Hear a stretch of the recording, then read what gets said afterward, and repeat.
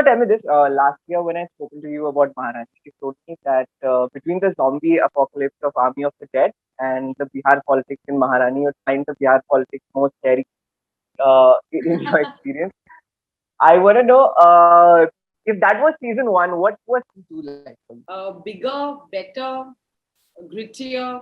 But of course, Rani Bharti is more in control, more in power, more aware of her rights, her power as chief minister. Now she's going to take on all the bad guys, including her husband and political father figure, in Bhima Bharti. And on that note, the show had ended at a very intriguing juncture between Bhima and Rani. And I remember the dialogue that Bhima says that I don't know who has hurt me more, the assassins or you. And I want to know, how does the dynamic evolve in season two? I'm hoping for a big clash between them. Whatever you could say, share right now. Yeah. No, absolutely. It is going to be a big clash. And if you've seen the teaser and the trailer, it promises that. Whether it's, Bhima trying to control things from jail and making impassioned speeches and trying to rally forces against Rani Bharti, or whether Rani just going like, shh, hang in there kind of a thing, which is her reply. But I think in season two's trailer, as you can see, a lot of new players have also been introduced apart from Bhima Bharti. Like, I think there's a lot of like hustle for power. And Rani is like this lone woman in this man's world, political arena, and now she has to navigate her way through all the old players and the new players. Tell me this, whenever you do any kind of a show, the first season is where you're getting into the world, you're figuring out your character, you're figuring out the dynamics of everything that's going on there. How easy or difficult was it for you to slip back into the world, after a gap, having done other roles? What does it just click into, or is it a process? Well, I mean, in the sense, I would have liked more prep because I was shooting for a film called Double XL in the UK, and I came back and I only had 1 week to jump back into being Rani Bharti. But wo Rani Bharti na matlab mere DNA mein hai. She's become part of my bloodstream, so I can't really like take her out completely. And I think it's such a phenomenal character that it has left a big impact on me as a person as well. So no, I did not have too much trouble, getting back into Rani Bharti mode. In the trailer, we get a sense of some important political events that have happened in the country, like the anti-mandal agitations, bunch of, the double suicide in Bihar, things like that. I find it fascinating. How does Subhash go about, drawing from real life, but a bunch of things in the show are also fictionalized. The names are changed, things like that. Do you find this mixture of fact and fiction interesting for you also to play with? And what is the general approach in the show when picking on real life events? Well, I think I joke about it with Subhash sir saying, sir, आपने एक नया एक genre invent किया है called political fantasy fiction. कि आप political बहुत सारी ऐसे चीजें उठाते हैं, उसको एक spin देते हैं, तो वो जो original चीज होती है वो नहीं रहती, कुछ नया बन जाता है. But of course it's all fictional, so there's no like reality में कोई उसका basis नहीं है. But yes, of course, and not just from Indian politics. I think international also has drawn a lot of like these kind of situations. So I think it's interesting hai, also keeps us out of trouble because, we don't want to unnecessarily, trouble anybody or try to create, because as Maharani is not that show, Maharani is not that show where we're trying to rake up any controversy or trying to say something. We're just making a nice, entertaining, engaging political drama without landing in any kind of trouble. But on that note, building on that note, you said Maharani is not that show, but those shows are not happening anymore, right? The more hardcore direct shows that were made in the early flush of the OTT, and you had been a part of one. There was also Tandav and Sacred Games. Those shows have died down now. Do you think makers are scared at all to touch political material, especially stuff that, let's say, critiques the establishment? Yeah, देखो मेरा ये मानना है. Of course, Leila was usually loved and appreciated, and I met Deepa Mehta thanks to that show, and I really enjoyed working with her as a director, and she's become a friend now. So that's, I think, something very nice and beautiful that's come out of it. Also for me, while Leila really worked was, globally, I think I was the first Indian female actor to be headlining a show for Netflix. I think that had a big impact on a lot. So I went to the West, a lot of people took notice of that. I got the Zack Snyder film, which is also a Netflix film. So I think for me, I think it's been a great way in which I've done a show based out of India, but that helped people have responded to internationally as well. Having said that, Maharani, when we set to make out Maharani, to make Maharani, the idea was that, there was so much stuff on OTT at that point in time, which was in the thriller zone or crime zone or whatever, but there was not really like a political drama. And having said that, I mean, internationally, like Crown Ho, ya House of Cards, ho, these shows do really have done really well. And India is a country obsessed with its politics.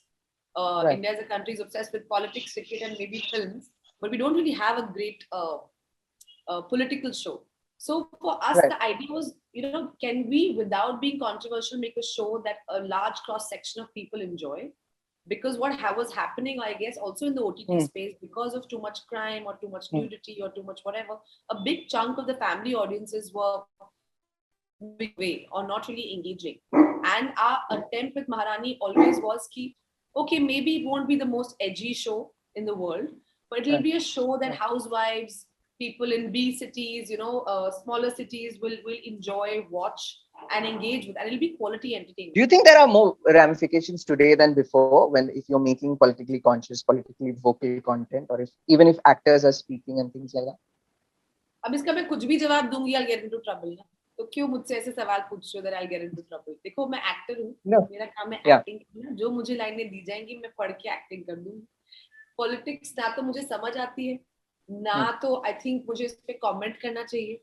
I feel like there are far more intelligent people than me who are more politically aware, who should be talking about such things. I think I'm an actor, so I'll just act. That answers it. Huma, tell me this. I'll talk about something fun here. This is your 10th year in the Hindi film industry. Wasupur turned 10 this year.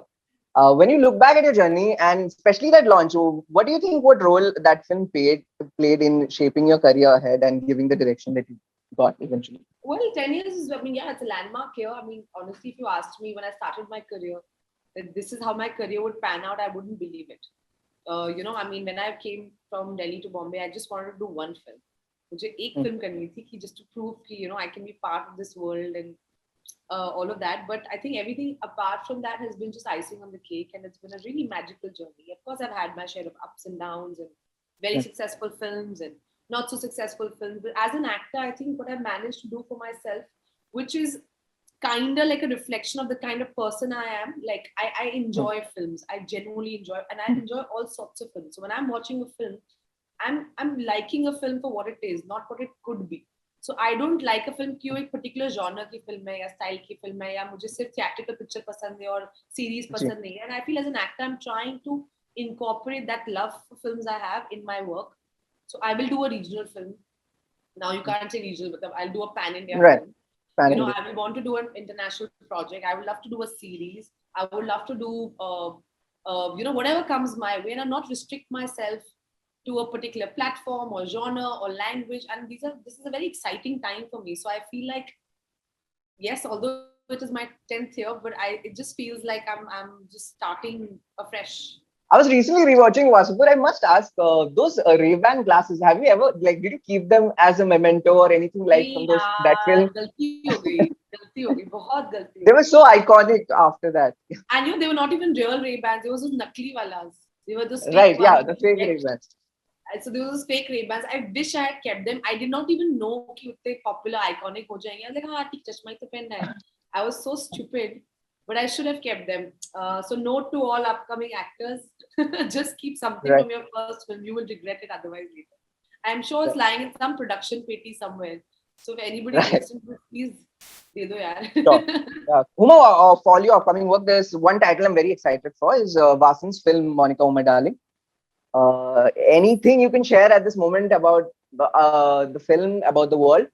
Yeah, Vasan is someone I absolutely adore. And of course, we also have a Gangs of Wasseypur connection because, we all started together. Vasan was assisting on that film and it was my first film. So I think so many people, beautiful, beautiful people are associated with that first film of mine. And I feel it's so cool that he's now a director and he's become such a good director.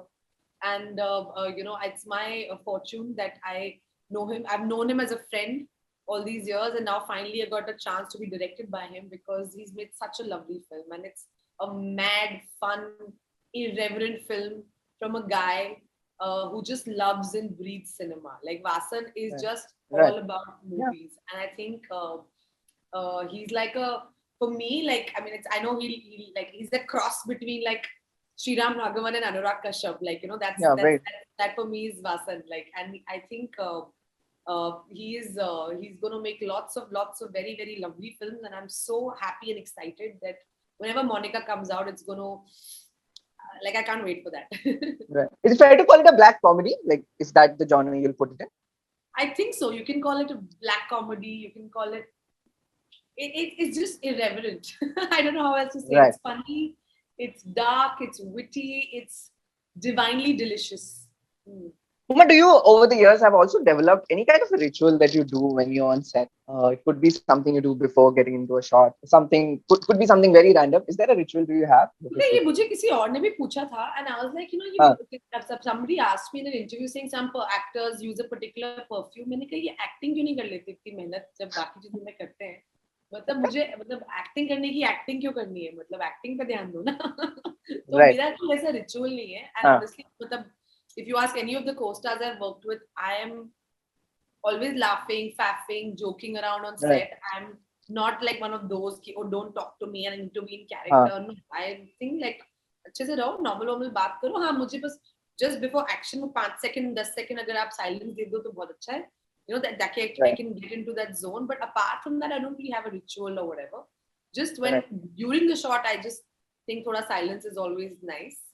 But I mean, I don't really have a ritual apart from that. Huma, you had a big Tamil release also earlier this year, and you've also done Kala before Valentine. Would you be coming back? And is there a Tamil project on the cards? I would love to do another Tamil film. I would love to do a Telugu film. I think there's some such great films that are being made. And such amazing filmmakers who I'd love to work with. Exploring, let's see, it has to be the right film, right makers, right subject. I mean, now the bar has been set too high, no? Kala, Valemai, now I have to like find something, you know, as good. A film from South India, and this could be from any of the states that really moved you or struck you recently? Actually, anything that Fahad Fazil is doing right now. I mean, he's so good. And I think everything he's in is so watchable and he's so different. It's like I really admire him as a performer. I think he's absolutely phenomenal. I really enjoyed Sukumar sir's work.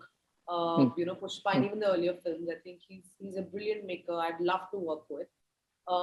Actually, there's so many, so many. Right. But I think like no, a film, a particular film that you enjoyed recently, a particular film. Malik I really liked. Malik I really liked. Really enjoyed. I saw The Great Indian Kitchen, which I really enjoyed. Right, yeah, lovely film. She's fabulous. She's so good. I know they're remaking this in Hindi, but like yes, and I got an opportunity to work with the DOP who shot The Great Indian Kitchen, Thomas. So I was very kicked. In fact, he shot Tarla, so I was pulling his leg. See, you're only doing food films. First, Great Indian Kitchen. Now, right, Tarla. yeah, and Tarla. This is so different because one is about putting a woman in a kitchen and subjugating her, and the other is a woman cooking her way out and celebrating food. So I was like, you are going to become a food DOP. How was Double XL for you? How was that project shooting in the UK, working with Sonakshi, and also the subject? Amazing. Felt very close to my heart. Very proud of that film. Also, very happy that my Chotu Sa Naam will be associated with it as also producer. It's a film I think should have been made a long time ago because it's a conversation that we have been trying to have for a very, very long time. But I think I'm just happy we made that film also. All friends coming together to make that film was very special. That film was literally conceived in my living room. You know, the conversations around that and all of that. And I think Modasta has written a wonderful script. I'm so happy Sonakshi's agreed to the film. There's nobody else who could have done the film the way she has. And yeah, we've just had a blast doing that film. It's about, of course, body positivity, but also female friendship. And I think it's like I saw the film recently, and I had tears in my eyes because it's such an emotional film, and it's so beautiful, and it just was also very personal. And I think for a lot of girls and boys, it will be a very, very personal story. On that note, it makes me wonder, because you have such a cinephile pedigree and you've been part of really edgy, iconic films over the last 10 years. Will you be pushing in this direction as a producer also and bringing stories and different kind of treatments, different kind of genres? Hopefully, and inshallah, that's the whole idea. I think the idea for not just me, but I think a lot of other creative people to turn producer is this, that so many times often we hear stories or meet people and it could be a great idea or the great germ of an idea, but they don't have the right producer or the right setup, and so many good ideas go to waste. So I think the idea is to try and do in your limited capacity, try and make it the best possible way. So I'm hoping we'll be able to make some sort of an impact, cinematically speaking. Great. All the best to you, Huma. More power to you, and looking forward to Maharani season 2 and Thank all you your so upcoming much. work. Thank you. Always Had a a great pleasure chat. Thank chatting you. with you. Thank you. Same, Bye. same.